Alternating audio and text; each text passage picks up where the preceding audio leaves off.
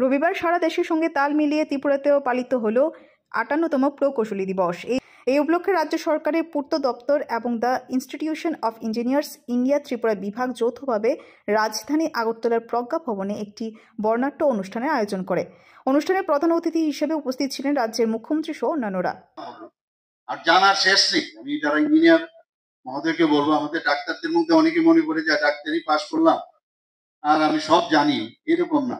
যে জায়গায় থাকুক প্রতিনিয়ত আপডেট থাকা খুব প্রয়োজন। আপনাদের মধ্যে যত আপডেট থাকবে, আপনাদের উপর নিজেদের তো কনফিডেন্স থাকবে, সাধারণ মানুষেরও কনফিডেন্স কিন্তু আপনাদের উপর বাড়বে।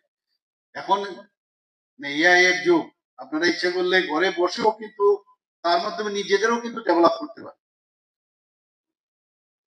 আমরা দেখেছি যে মুম্বাইয়ের যে বান্দ্রা উর্লি যে সমুদ্র সংযোগ, সেখানে প্রায় 5.6 কিলোমিটার লং এবং 8টা লেন, সেখানে হোয়াইট কেবল স্টেট ব্রিজ। সেটা একমাত্র সম্ভব হয়েছে আমাদের ইঞ্জিনিয়ারদের জন্য। এগুলো আমাদের বোঝা উচিত, এবং যারা ইঞ্জিনিয়াররা এখানে আছেন, যারা মেকানিক্যালি হোক, ইলেকট্রিক্যালি হোক বা অন্যান্য যেসব জায়গায় আছেন, আপনাদেরও কিন্তু বিষয়ে নিশ্চয়ই আপনারা স্টাডি করেন আরো বেশি কি করে এটা করলো, কিভাবে সম্ভব হলো।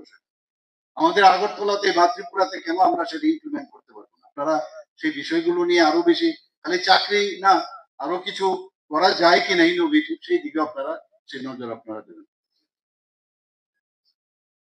এখন আজকে যদি আমরা দেখি, ত্রিপুরাতে আমরা বিকে রোডে প্লাস্টিক ব্যবহার করে আমরা ব্যবহার করছি। এতে করে দেখা গেছে যে যিনি এটা আবিষ্কার করেছেন, যে প্লাস্টিক ওয়েস্ট, সেই প্লাস্টিক ওয়েস্টকে যদি ব্যবহার করা যায়, সেখানে বিটুমিনের প্রায় 10% সেটাকে আমরা সেভ করতে পারি।